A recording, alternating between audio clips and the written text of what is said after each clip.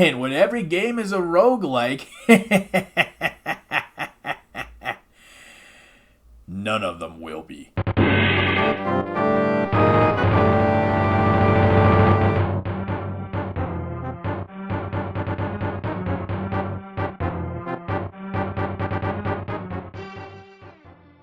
Roguelikes are starting to take over my life. Dungeons of Infinity is the third dangerously addictive roguelike I've played for this marathon, and I'm not even at the halfway point yet. That's crazy. 2024 was the year that I finally went and beat the original Link to the Past for the very first time, which I've been meaning to do for a while. And a big part of my compulsion to do so is that the game has a very active and passionate fan game scene that I have mostly held off on discussing for a while because it's a little bit more difficult to talk about fan games for which I lack the context of the original, which is why I've been reluctant to discuss mods for Super Metroid as well. But in the case of Link to the Past, that's no longer an issue. This coincided with me becoming unexpectedly hooked on roguelikes, making Dungeons of Infinity kinda like the perfect storm. It's a roguelike version of Link to the Past, which makes it the right game for the right time. How could I possibly not talk about it? I couldn't. As in, I couldn't not.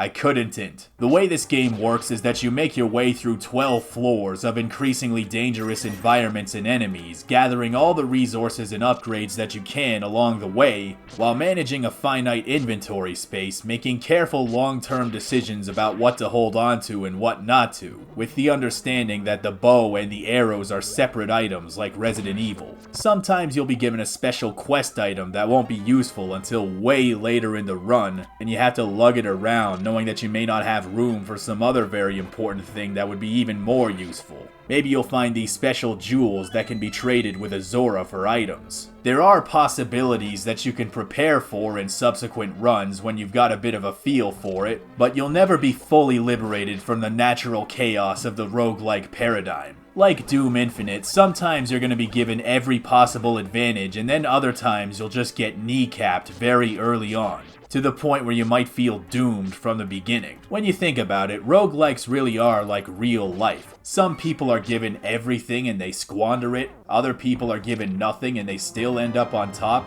and so often it's a little bit of column A and a little bit of column B either way. There are so many permutations of circumstances that until the outcome actually arrives, you can never know what it's going to be to a certainty. You really never know what's going to happen in this game. I played on and off for about 3 days and only found the invincibility star later on.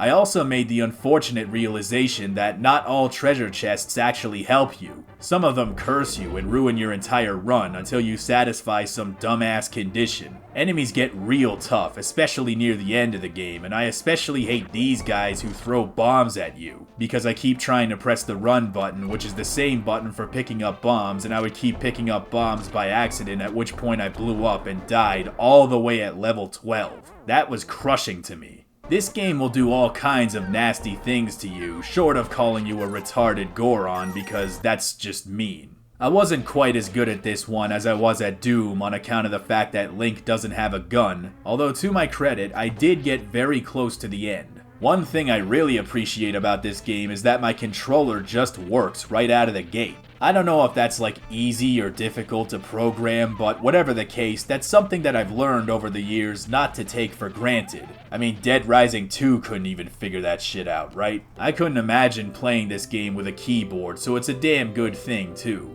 If you can't already tell by the visuals and widescreen ratio, this is not a ROM hack of Link to the Past running on an emulator, which affords the game a lot of amenities that the base game otherwise does not. For one thing, items don't despawn after 10 seconds even when you leave the room. This is a godsend because resources are very finite in this game and you really don't want anything to go to waste. Visually, all the sprite work is preserved from the original game, which already aged pretty gracefully on its own terms, but it's been heavily embellished with all kinds of new extravagant graphical effects. I love how fire and light will illuminate the vicinity around it, making a much more realistic feeling world. And just look at this area with the blazing heat waves. It has the feeling of one of those modern pixel art games where the pixels really are primarily in art direction and don't feel like a mere limitation. Another thing I really appreciate is that all the important information is off to the sides of the screen, so the HUD doesn't get in the way of the game at all. This is a game where enemies can shoot fireballs at you from the ass end of the screen, so that is a very important measure to take. Because of how random everything is, every single person who plays the game will have a funny story about some stupid shit that happened while they were playing, and I really would love to see what kind of nonsense the game pulls on other players. I remember one time I got a coupon for a free treasure chest at any store, so I used it at a store and the chest gave me another coupon for a free magic refill item that the store also happened to be selling. So that was pretty funny until I realized that I forgot to record that part, so that was devastating. Thankfully, however, I did remember to record that time I spent my last 55 rupees on a chest and then this happened.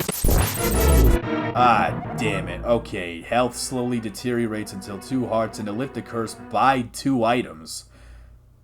But I literally just spent all my rupees on this dumbass chest that cursed me. I have to buy more to... But you know what? Fuck this game. It's terrible. There are a lot of funny details, like this guy on the jail floor who gives you a letter to bring to his dying wife in the rebel village, which ends up being a pretty open and shut side quest despite being very heartfelt. And you get a bunch of money out of it, so that's pretty ballin'. The creator of the game put himself in jail for using Nintendo assets without their permission. There's a pub where you can gamble away all your money 1 rupee at a time, and then you find Zelda on a date with some asshole with allegedly awesome pecs. Really, Zelda? This guy over me? I bet he doesn't even have 4 bottles. How many bottles you got? 2? Probably the most outlandish thing to happen in this game is when you get to the Rebel Village. There's an arcade where you put rupees into a machine for a round of knockoff Berserk called Zerberk, and then you find an arcade machine inside of Berserk where the guy in the game starts playing a Space Invaders knockoff called Spork Invaders. So, let me recap. This is a Link to the Past fan game where Link plays Berserk and then the guy from Berserk starts playing Space Invaders. What would happen if I got to level 10 in Spork Invaders? Would the guy in the spaceship start playing Dinko Kong? Then what? You get to the trampoline stage and Marlow starts playing Akebraut? This whole game is fucking Berserk. Much like Doom Infinite and Tower of Trials, Dungeons of Infinity is definitely a game I can see myself coming back to again and again. This is one of those games where I'll be editing the footage and just wanting to keep playing. It's one of those. It's very pretty, it's got funny writing, and the gameplay is a dream for anybody who calls themselves a professional Link to the Past man. You are going to love it. That's a wrap for today, but be sure to come back tomorrow. It's another Link to the Past type game, though I must warn you, the original game was intended for good boys and girls. Tomorrow's game, on the other hand, is definitely not. And if you play it, Santa Claus might well put you on the naughty list. But I'll leave that up to you to decide. Stay tuned, and Merry Christmas, cousins!